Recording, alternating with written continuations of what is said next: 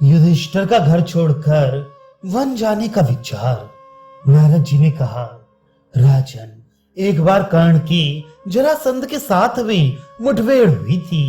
उसमें परास्त होकर जरासंध ने कर्ण को अपना मित्र बना लिया और उसे चंपा नगरी उपहार में दे दी। पहले कर्ण केवल अंग देश का राजा था, किंतु इसके बाद वे दुर्योधन की अनुमति से चंपारण में भी राज्य करने लगा। इसी प्रकार एक समय इंद्र ने आपकी भलाई करने के लिए कर्ण से कवच और कुंडलों की भीख मांगी थी। वे कवच और कुंडल दिव्य थे तथा कर्ण की देह के साथ ही उत्पन्न हुए थे। तो भी उसने इंद्र को ये दोनों वस्तुएं दान कर दी थी। इसलिए अर्जुन श्री कृष्ण के सामने उसे मारने में सफल हो सके। एक तो उसे अग्निहोत्री ब्राह्मण तथा महात्मा परशुराम ने श्राप दे दिया था, दूसरे उसने स्वयं भी कुंती को वरदान दिया था कि मैं तुम्हारे 4 पुत्रों को नहीं मारूंगा। इसके सिवा महारथियों की गणना करते समय भीष्म ने कर्ण को अर्धरथी कहकर अपमानित किया था। इसके बाद शल्य ने भी उसका तेज नष्ट किया और भगवान कृष्ण ने नीति से काम लिया। इतनी बातें तो कर्ण के विपरीत हुई और अर्जुन को रुद्र, इंद्र, यम, वरुण, कुबेर, द्रोण तथा कृपाचार्य से दिव्यास्त्र प्राप्त हुए थे, जिनका उपयोग करके उन्होंने कर्ण का वध किया है।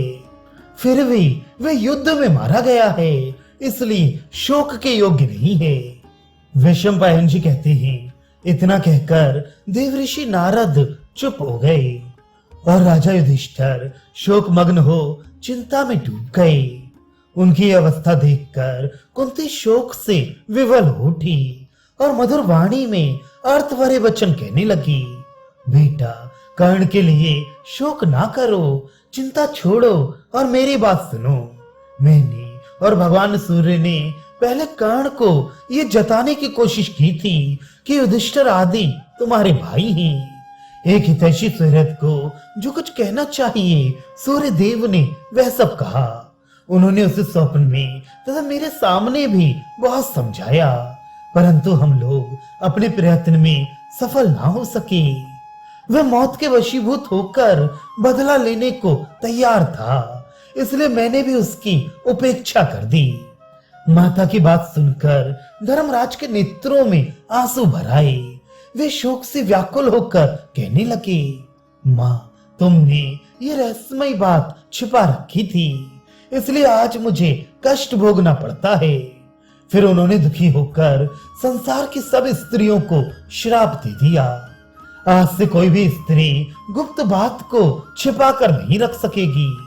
इसके बाद वे मरे हुए पुत्र पौत्र संबंधी तथा सुहृदों को याद करके बहुत विकल हो गए और अर्जुन की ओर देखकर कहने लगे, अर्जुन, यदि हम लोग वृषणिवंशी तथा अंधक वंशी क्षत्रियों के नगरों में जाकर भिक्षा से अपना जीवन निर्वाह कर लेते तो आज अपने कुटुंब को निर्वंश करके हमें ये दुर्गति नहीं भोगनी पड़ती। क्षत्रिय के आचार और उसके बल, पौरुष तथा अमर्ष को भी धिक्कार है, जिसके कारण हम इस विपत्ति में पड़ गए। क्षमा, दम, शौच, वैराग्य, मात्सर्य का अभाव, अहिंसा और सत्य भूलना, ये वनवासियों के धर्म ही श्रेष्ठ हैं। किंतु हम लोग तो लोभ और मोह के कारण राज्य पाने की इच्छा से दंभ और मान का आश्रय ले इस दुर्दशा में फंस गए हैं। इस समय तीनों लोगों का राज्य देकर भी कोई हमें प्रसन्न नहीं कर सकता। हाय, हमने इस पृथ्वी पर अधिकार पाने के लिए अवध राजाओं की भी हत्या की और अब अपने बंधु बांधवों के बिना हम अर्थभ्रष्ट की भांति जीवन व्यतीत कर रहे हैं। ओहो, जिन बांधवों का हमने वध किया है उन्हें तो सारी पृथ्वी, स्वर्ण के ढेर और बहुत से गाय घोड़े आदि की प्राप्ति होने पर भी हमें नहीं मारना चाहिए था, किंतु हमने उन्हें मार ही डाला। ये शोक हमें चैन नहीं लेने देता। धनंजय, सुना है मनुष्य का किया हुआ पाप शुभ कर्मों के आचरण से दूसरों को कहकर सुनाने से, पश्चाताप से तथा दान, तप, त्याग, तीर्थ यात्रा एवं श्रुति स्मृतियों का पाठ करने से भी नष्ट होता है। श्रुति ने कहा है कि त्यागी पुरुष को जन्म मरण की प्राप्ति नहीं होती, वह अमृत को प्राप्त होता है। इसके अनुसार योग मार्ग को प्राप्त करके जब बुद्धि स्थिर हो जाती है, उस समय मनुष्य परमात्म भाव को प्राप्त हो जाता है। ये सोचकर मैं भी शीत उष्ण आदि द्वंद धर्मों से रहित हो मुनि वृत्ति से रहकर ज्ञानोपार्जन करना चाहता हूँ। इसलिए मैंने सारा संग्रह, संपूर्ण राज्य तथा सुख भोग आदि को त्याग देने का निश्चय किया है। अब मैं ममता और शोक से रहित हो सब प्रकार के बंधनों से छूटकर कहीं जंगल में चला जाऊंगा। मुझे राज्य अथवा भोगों से कोई मतलब नहीं है।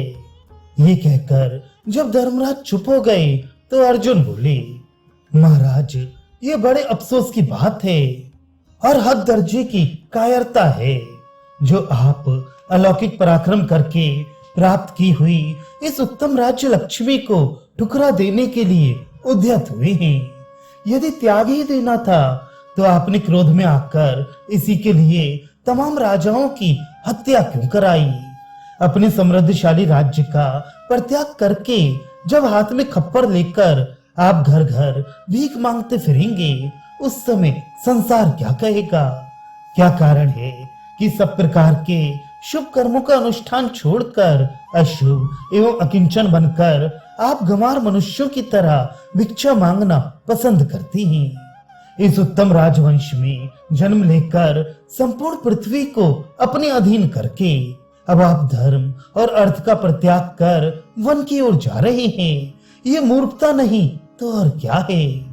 जब आप ही हवन एवं यज्ञ याग आदि कर्मों को त्याग देंगे तो दूसरे असाधु पुरुष आपका ही आदर्श सामने रखकर यज्ञों का उच्छेद कर डालेंगे। उस दशा में इसका सारा पाप आपको लगेगा। सर्वस्व त्याग कर अकिंचन हो जाना, दूसरे दिन के लिए संग्रह ना करके प्रतिदिन मांग कर खाना, यह मुनियों का धर्म है, राजाओं का नहीं। राजधर्म का पालन तो धन से ही होता है। महाराज, धन से धर्म भी होता है, लौकिक कामनाएं भी पूर्ण होती हैं और स्वर्ग का साधनभूत यज्ञ भी संपन्न होता है। यही नहीं, धन के बिना तो संसार की जीविका ही नहीं चल सकती। जिसके पास धन होता है उसी के बहुत से मित्र तथा बंधु बांधव होते हैं। वही मर्द समझा जाता है और वही पंडित माना जाता है। निर्धन मनुष्य जब धन चाहता है तो उसे उसकी प्राप्ति कठिन हो जाती है, मगर धनवान का धन बढ़ता रहता है। जैसे जंगल में एक हाथी के पीछे बहुत से हाथी चले आते हैं, उसी प्रकार धन ही धन को खींच लेता है। धन से धर्म का पालन, कामना की पूर्ति, स्वर्ग की प्राप्ति, आनंद तथा शास्त्रों का अभ्यास, ये सब कुछ संभव है। धन से वंश की मर्यादा बढ़ती है और धन से धर्म की भी वृद्धि होती है। निर्धन को तो ना इस लोक में सुख है न परलोक में, क्योंकि धन के बिना मनुष्य धार्मिक कृत्यों का विधिवत अनुष्ठान नहीं कर सकता। जिसके पास धन की कमी है, गौओं और सेवकों का अभाव है, जिसके यहाँ अतिथियों का आना जाना नहीं होता, वही मनुष्य दुर्बल है। केवल शरीर की ही दुर्बलता से कोई दुर्बल नहीं कहा जाता। राजा को हर तरह से धन का संग्रह करना चाहिए और उसके द्वारा यत्न पूर्वक यज्ञ आदि का अनुष्ठान भी करते रहना चाहिए।